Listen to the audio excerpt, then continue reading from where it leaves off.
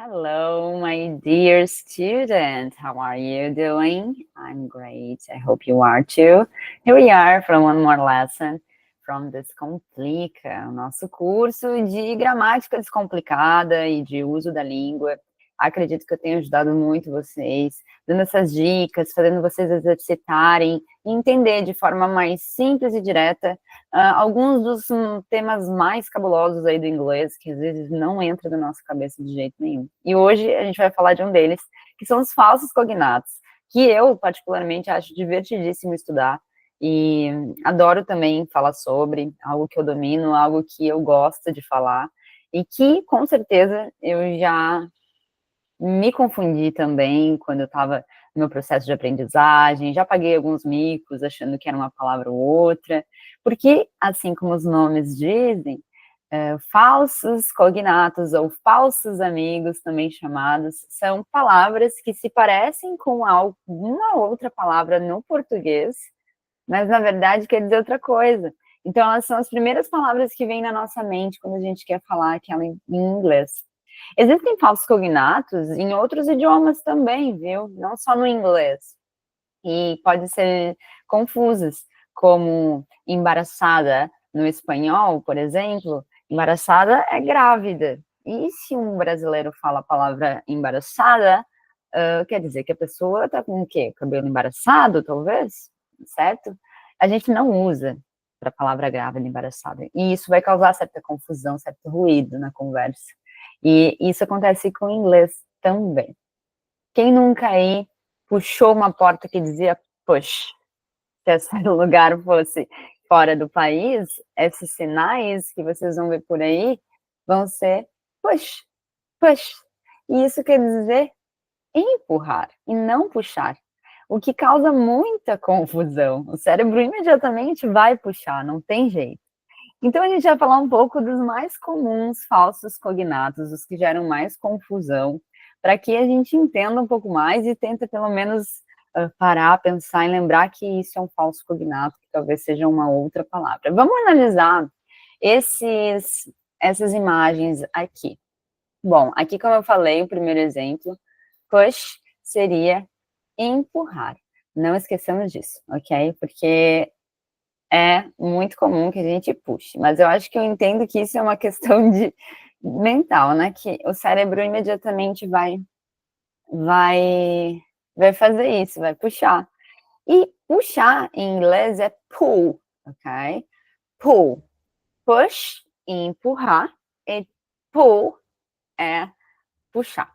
Essa é a palavra para puxar. Push, empurra, ok? Se alguém pedir para vocês, ó, push, empurra. Não esqueça. Aqui tem uma imagem do Homer Simpson falando It actually worked. It actually worked. Como vocês olhando assim, actually, talvez vocês queiram traduzir como atual, atualmente. Worked, nesse sentido, deve ser de funcionar, porque o verbo work não é só trabalhar, como muitos pensam, também é o verbo funcionar. Então, o que ele está dizendo aqui é que, na verdade, funcionou.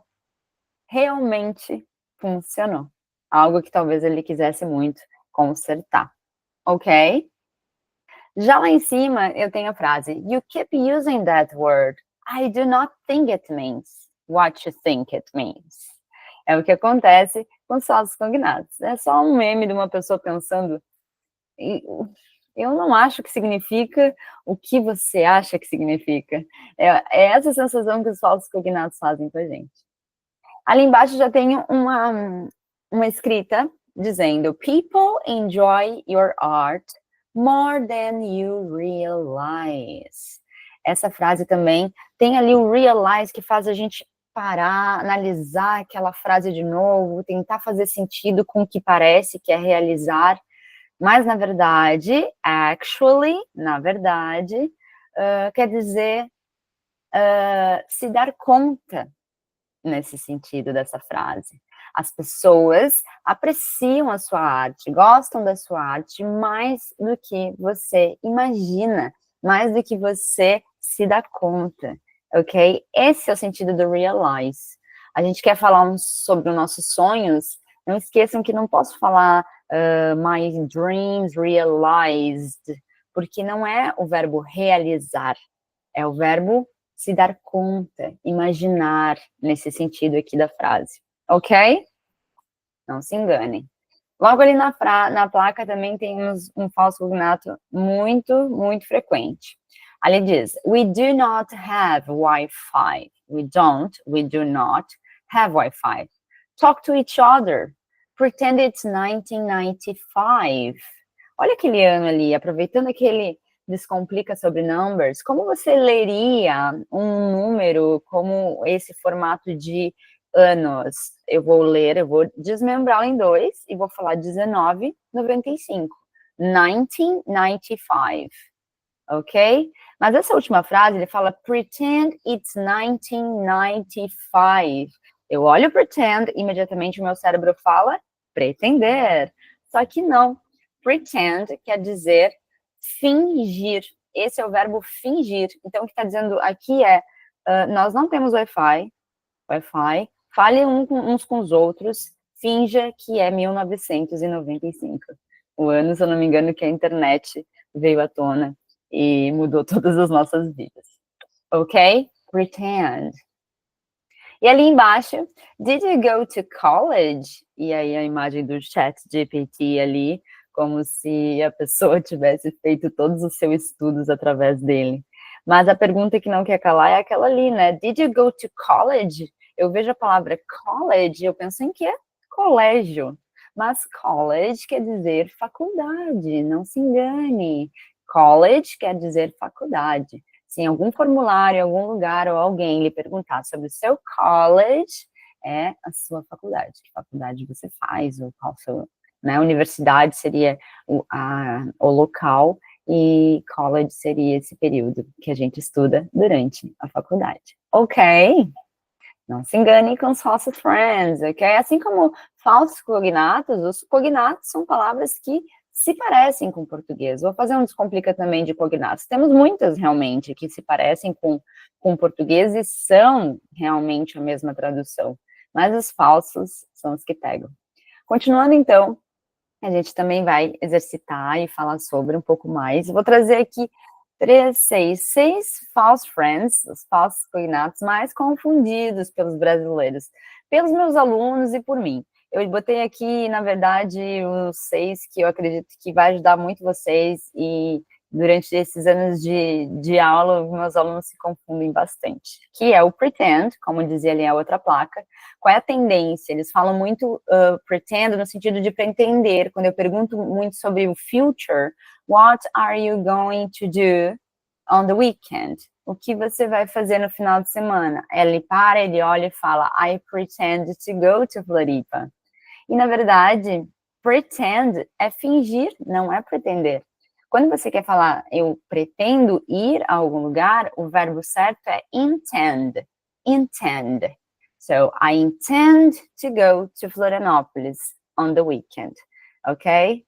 I know, it's confusing. But pretend é fingir. Ok? Ali, outra frase que eu apliquei os falsos cognatos aqui de forma como geralmente eles aplicam, e que geralmente está errado, porque o sentido é outro, e a palavra seria outra, ok? Quando eu falo assim, I live in Wales, actually, querendo dizer que eu moro em Gales, no país de Gales, é assim chamado Wales, atualmente eu não vou usar a palavra actually, porque actually, como eu falei anteriormente, quer dizer na verdade. Então, nesse caso aqui, eu usaria a palavra currently. Currently, ok? Eu moro em Gales atualmente. Currently. Ok? Se você olha essa frase, I live far from my parents. Olha a palavra parents. O que você pensa olhando ela pela primeira vez? Em pais, não é mesmo? Mas a gente tem que lembrar que parents não quer dizer parentes. Acabei confundindo também, né? Na verdade, parents não quer dizer parentes, quer dizer pais, ok? Pais. Pai e mãe, no caso, tá? Parents, parentes, tá errado. Então, eu vejo essa frase, eu lembro dos pais, pai e mãe. Father and mother, parents, quando eu quero falar eles no geral. Tá, teacher, então, se parents é pais, como é parentes, eu chamo de relatives, nesse caso. Relatives, ok? Logo tem um que pega bastante ali, ó. Se você olha aquela frase, he is the owner of a big fabric, o que você vai pensar? Ah, ele é o dono de uma grande fábrica. A palavra fábrica vai vir dessa forma, só que a gente tem que lembrar que fabric não é fábrica, é tecido. Tecido. Fabric quer dizer tecido. Então, essa frase não faria sentido se você usasse a palavra fabric, ok? Quer falar fábrica, você pode falar company ou factory, ok? Agora, essa é clássica. A gente vê o support e pensa, eu não suporto aquele homem. E vai usar o support para falar que não suporta alguém. I don't support her. I don't support my sister. Não, se eu falo I support my sister, não quero dizer que eu suporto ela, mas que eu apoio ela. Eu também suporto ela, mas eu também apoio ela muito. Então, tem a ver com suporte até, né? Ela é cognato da palavra suporte, mas não da palavra suportar alguém no sentido que a gente usa aqui no Brasil, certo? Então, essa frase ali também não faria sentido. Se eu quisesse falar que eu não suporto ela, tu pode falar I can handle with her, ok? Nesse caso. Lunch, parece muito com lanche, e na verdade é almoço. Então, eu não posso falar I lunch sandwich in the afternoon, não faz sentido, não fecha, tá? Tu pode falar I have a sandwich as a snack, por exemplo, pode chamar esse lanchinho de um snack, como exemplo nesse caso, mas lunch é almoço, é um falso cognato, parece lanche, mas é uma das refeições que é o almoço.